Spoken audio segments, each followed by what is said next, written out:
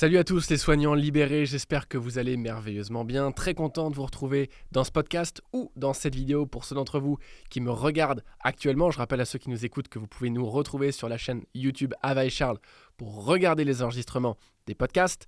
Le but du podcast d'aujourd'hui, c'est de vous expliquer avec le maximum de précision et en même temps de simplicité comment vous pouvez trouver en moins d'une semaine vos premiers clients pour votre coaching en ligne, donc pour votre business de coaching en ligne. Et je dis volontairement moins d'une semaine parce que j'ai l'impression qu'on a tendance à complexifier un peu la démarche aujourd'hui. Il va falloir des tunnels de vente compliqués, etc. Et oui, à un moment donné, dans le business en ligne, ça va être intéressant d'avoir des tunnels de vente et on va voir peut-être à travers ce podcast, on pourra développer ces différentes thématiques-là. Mais le premier client, c'est une notion très importante parce que c'est ce qui va vous donner l'impression que, ok, waouh, ce que j'ai trouvé comme idée, ça marche, ça fonctionne, c'est un peu la validation que ce que vous êtes en train de faire est sur le droit chemin. J'aime bien quand ça arrive le plus vite possible. Et un tunnel de vente, ça prend des semaines, alors que la méthode que je vais vous expliquer dans ce podcast se fait en moins d'une semaine. Alors, pour que vous soyez capable à la maison ou en voiture, si vous m'écoutez, de vous projeter correctement dans la mise en scène que je vais vous proposer, on va s'imaginer que je suis un tout nouveau coach en ligne et que mon programme, mon business, c'est par exemple d'aider les jeunes parents à conserver une relation de couple épanouie malgré l'arrivée d'un premier enfant. Okay ? Comme tout business, il faut que mon idée résolve un problème dur, douloureux, urgent, reconnu, je vous le rappelle.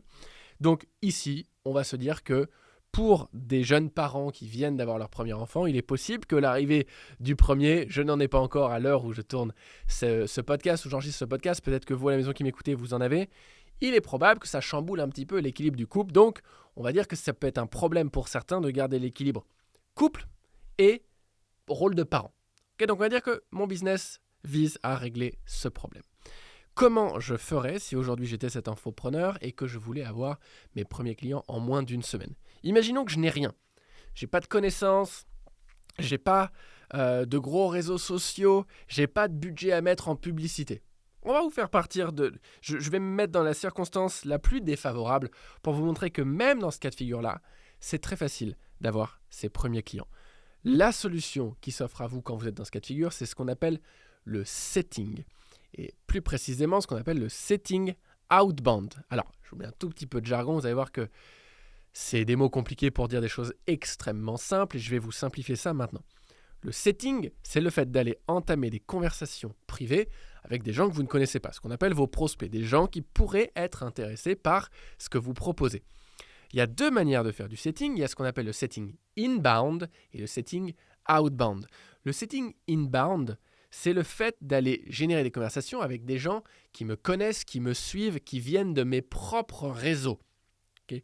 Que ce soit des réseaux physiques en présentiel, des gens que vous connaissez, vous faites peut-être partie d'un BNI, d'un réseau de je ne sais quoi.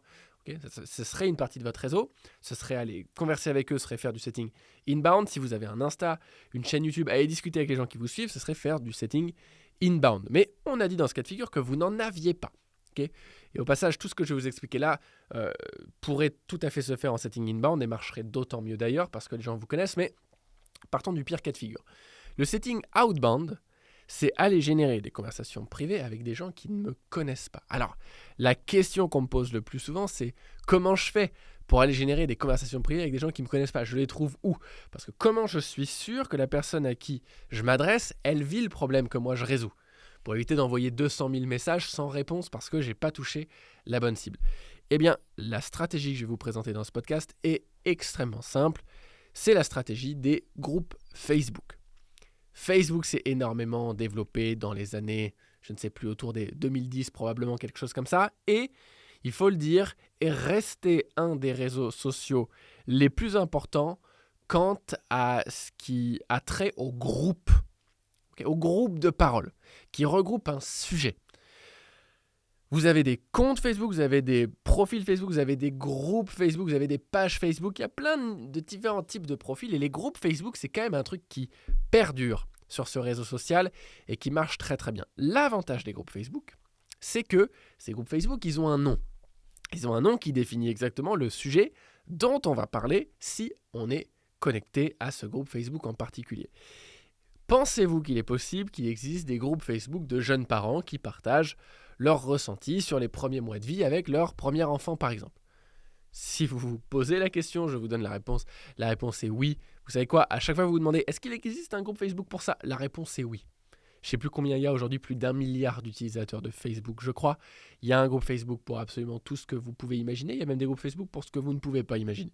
Ok, donc, c'est une excellente nouvelle. Ça veut dire que peu importe ma thématique, peu importe ma niche, peu importe mon projet, il existe aujourd'hui un groupe Facebook quelque part qui réunit des gens qui ressemblent à ce qu'on appelle mon avatar client, c'est-à-dire au type de profil qui serait intéressé par mon offre, mon programme.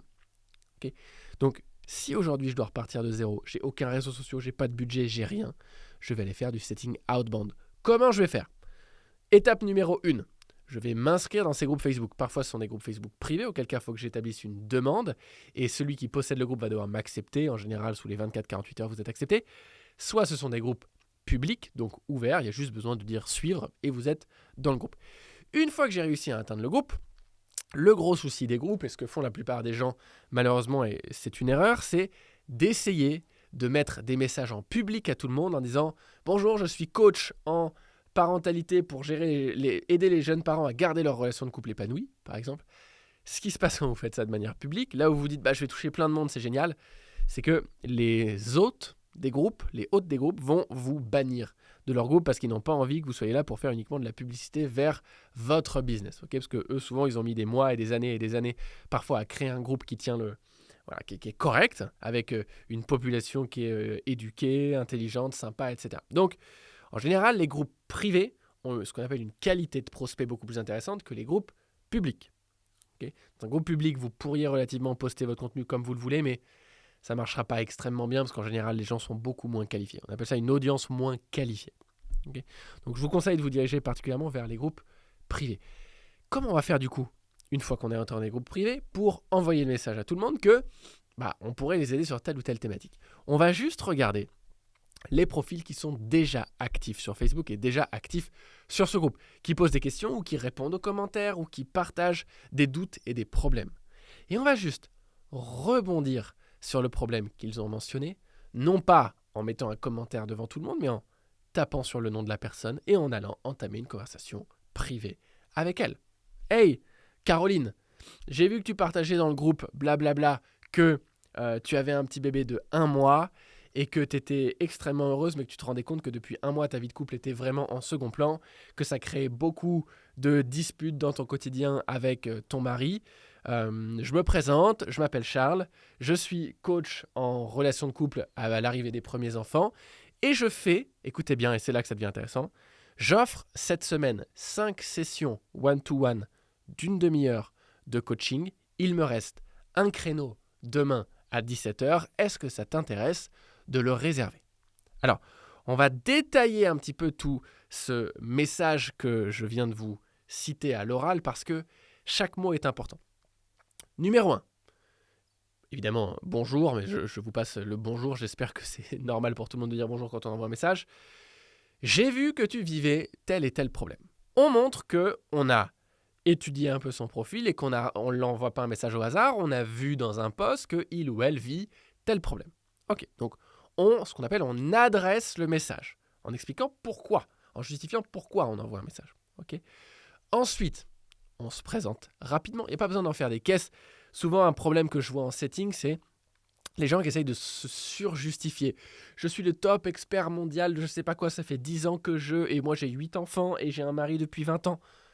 Juste, dites-vous bien une chose, c'est que les plus gros experts de cette planète n'ont pas besoin de dire qu'ils sont des experts, ils ont juste besoin de parler de leur sujet pour qu'on se rende compte, nous, ah oui, là c'est un expert. Donc, cette personne ne nous connaît pas, on va juste s'exprimer dans le sens où on dit que on est coach et que notre travail c'est de faire ça. On va pas dire qu'on est le meilleur, on va pas dire combien d'années d'expérience ou je sais pas quoi, ce qui n'intéresse vraiment personne. Et j'accorde très peu d'importance aux gens qui me disent j'ai X années d'expérience. Si ça fait 10 ans que tu as de l'expérience et que ça fait 10 ans que tu fais n'importe quoi, tu es toujours mauvais. Si ça fait 2 ans que tu as de l'expérience et que chaque semaine tu essayes d'être meilleur, je veux travailler avec toi plus que celui qui fait ça depuis 10 ans. Donc, aucune justification, juste je suis coach de ça, j'aide les gens à atteindre ci. Et ensuite, vous faites votre proposition de valeur. Okay, et je vois trop de monde en setting aujourd'hui qui essaie de d'abord créer des conversations. Comment tu vas? Comment tu t'appelles? Tu vis où? Blablabla. Comme si vous essayez d'être copain avec la personne avant d'essayer de générer un appel. Puisque le but, oui, c'est de générer avec cette personne un appel de vente qui va passer par une phase effectivement d'une demi-heure de coaching, mais qui par la suite va vous permettre de pitcher votre offre payante. Et le coaching gratuit d'une demi-heure va avoir juste permis à cette personne de se rendre compte est-ce qu'elle a envie de travailler avec vous ou pas. Et c'est très bien, ça doit fonctionner comme ça. Okay. Donc, le but du jeu quand on a cette conversation, c'est de générer un appel. Et souvent, comme vous avez peur de proposer l'appel et que la personne dise non, vous essayez de gagner du temps et de faire rallonger la conversation et vous avez peur du moment où vous proposez parce que vous avez peur de vous prendre le non dans la tronche. Or, quelqu'un qui doit vous dire non vous dira non, que ce soit au 8e ou au 2e message ou au 15e message. Autant lui proposer beaucoup plus vite pour ne pas y passer 1000 ans. Okay, donc, si on se dit qu'on peut avoir un client en une semaine, le premier jour, vous déterminez le groupe Facebook, les 5, 6, 12, 15 groupes Facebook dans lesquels vous voulez intervenir. Si ce sont des groupes privés, vous faites partir les demandes d'acceptation. Dès le lendemain, J2, vous êtes accepté dans les groupes et vous sélectionnez 10 à 15 profils par jour auxquels vous pouvez envoyer le message que je vous ai expliqué, que je vais finir de vous détailler d'ailleurs, puisque je me suis auto-coupé, auto-déconcentré.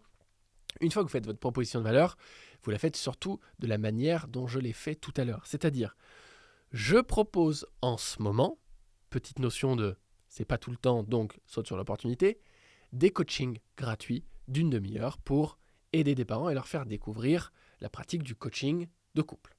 Okay, donc ça, c'est compréhensible pour quelqu'un qui reçoit ce type de message. Pourquoi vous faites ça ? Vous n'allez pas dire il reste 5 créneaux, dis-moi quand est-ce que tu es dispo. Vous allez dire il m'en reste un de disponible. Vous n'allez pas dire quand est-ce que tu aimerais que ce soit. Vous allez dire c'est demain à 17h. Pourquoi vous allez dire c'est demain à 17h ? Bon, dites ça uniquement si vous êtes dispo demain à 17h. En tout cas, vous dites une date dans les 48 prochaines heures et sur laquelle vous êtes disponible évidemment. Mais vous ne donnez pas de choix. Vous allez me dire ouais mais je vais passer à côté d'opportunités si jamais les gens ne sont pas dispo demain à 17h. Pas du tout. Vous allez perdre des opportunités si vous dites dis-moi est-ce que ça t'intéresse, si oui quand est-ce que tu serais dispo, tiens-moi au courant. Parce que ça fait j'ai tout le temps du monde parce que personne ne réserve mes appels, je me mettrai sur ton agenda parce que le mien il est vide, parce que je suis pas bon encore. Okay ? Et c'est certainement pas le message qu'on va envoyer, on veut envoyer le message que nous on est très occupés, qu'on serait très heureux de l'aider, mais si elle n'est pas dispo, tant pis pour elle. C'est ce qu'on appelle inverser le levier au moment c'est de la vente, finalement, ce qu'on est en train de faire. C'est juste qu'on vend un appel gratuit, mais même quand on vend du gratuit, c'est de la vente. Okay, on doit donner l'impression que c'est nous qui avons le levier de notre côté. Et ce qui va se passer, c'est 2 situations. Numéro 1, la personne va dire « Mais c'est génial, merci de m'avoir contacté, ça tombe bien, demain je suis disponible. » Soit « Je suis désolé, ça m'aurait intéressé, mais demain je ne suis pas disponible. » Qu'est-ce qui se passe dans le cas de figure numéro 1 ? Génial, on prend le rendez-vous, vous envoyez votre lien Zoom par exemple pour prendre un petit rendez-vous sur Zoom, c'est beaucoup mieux que par téléphone. Mais scénario numéro 2, au minimum la personne nous a répondu. On a titillé son intérêt. En général, quand vous dites dis-moi quand est-ce que tu serais dispo si ça t'intéresse, vous n'avez jamais de réponse, les gens sentent qu'il n'y a pas d'urgence à vous répondre, sentent que de toute façon votre agenda est vide, l'occasion va rester là pendant un moment, et donc ils ne vous répondent jamais. L'enjeu c'est de les faire vous répondre le plus vite possible. Voilà pourquoi on donne un horaire et une date ferme, et surtout, voilà pourquoi cet horaire et cette date ferme sont dans 1 à 2 jours maximum pour forcer des délais de réponse plus courts de la part de vos prospects. Okay ? Et une fois que vous avez dit ça, même dans le scénario numéro 2 où ils ne sont pas dispo le lendemain, on va dire « Écoute, je ne te garantis pas, mais il est possible que j'arrive à débloquer un créneau sur la semaine prochaine qui était normalement déjà booké. Est-ce qu'il y a un créneau la semaine prochaine sur la journée, par exemple du mardi, sur lequel tu serais dispo et je te dirai si j'arrive à t'intégrer. » Mais au minimum, à ce moment-là, la conversation a été entamée. Vous allez pouvoir relâcher un tout petit peu de lest à ce moment-là parce que la conversation a déjà été entamée avec la personne. Okay ? Donc, vous faites... Le setting, comprenez bien que c'est une histoire de volume. C'est-à-dire, c'est une histoire de à combien de personnes vous allez proposer votre appel. C'est pas en envoyant 5 messages qu'il faut espérer en avoir un. En général, on dit qu'on va réussir à avoir un appel toutes les 20 personnes contactées. Aussi simple que ça. C'est 5% en général de conversion, le setting. C'est-à-dire que votre seul job pendant une semaine, si on a dit que le jour 1, c'était essayer d'intégrer des groupes Facebook, du jour 2 au jour 5, vous avez le jour 2, 3, 4, 5, vous avez 4 jours pour envoyer 20 messages par jour. Allez, 25 messages par jour. Pendant 4 jours, ça fait 100. Théoriquement, sur 100, vous allez générer 5 appels de vente qui vont être certes des appels de coaching à la fin desquels vous allez apprendre à vendre. Ce n'est pas le sujet de ce podcast. Si vous le souhaitez, venez nous le dire sur YouTube dans les commentaires. Si ça vous intéresse, qu'il y ait un podcast exact sur quelle serait la trame de vente sur un appel de closing comme celui-là pour réussir à obtenir vos premiers clients. Dans tous les cas, sur 5 appels, on dit qu'en général, la moyenne d'un taux de closing, c'est de 30%, donc 1 sur 3. Vous allez avoir 1 à 2 clients. Si vous avez fait J1, je m'inscris au groupe Facebook. Donc le lundi, mardi, mercredi, jeudi, vendredi, j'essaie de générer des appels. Les appels, je les génère sur le samedi, dimanche. D'ici le samedi ou le dimanche, vous aurez eu votre premier client. Évidemment, à condition que votre offre soit prête à pitcher, que vous ayez un petit contrat à faire signer à votre client. Bon, il y a 2-3 petites conditions autour, mais c'est largement possible. À partir du moment où votre business est prêt à être lancé, ça prend 1 semaine d'avoir un client. Voilà. J'espère que ce contenu vous a plu, vous permet aussi de vous détendre par rapport aux démarches que vous avez besoin de faire pour aller obtenir vos premiers clients. Gardez bien en tête que c'est beaucoup plus facile que ce que vous imaginez. C'est beaucoup plus simple, c'est beaucoup plus rapide. Ne vous mettez pas à vous-même des bâtons dans les roues. Vous en êtes capable. En tout cas, si vous voulez devenir des soignants libérés, passer pour une partie d'entre vous de libéral à libéré, cet exercice que je viens de vous donner peut être l'exercice qui va vous libérer. Justement, alors, si vous nous écoutez sur le podcast, je vous laisse vous abonner au podcast, que ce soit sur Apple Podcast, Deezer, Spotify, peu importe, pour être sûr de ne pas louper les prochains épisodes. Si vous me regardez sur YouTube, vous pouvez mettre un petit pouce bleu juste en dessous de cette vidéo, me dire dans les commentaires quelle serait la prochaine thématique que vous aimeriez que j'aborde. Sur ce, je vous souhaite une magnifique journée, et je vous dis à bientôt.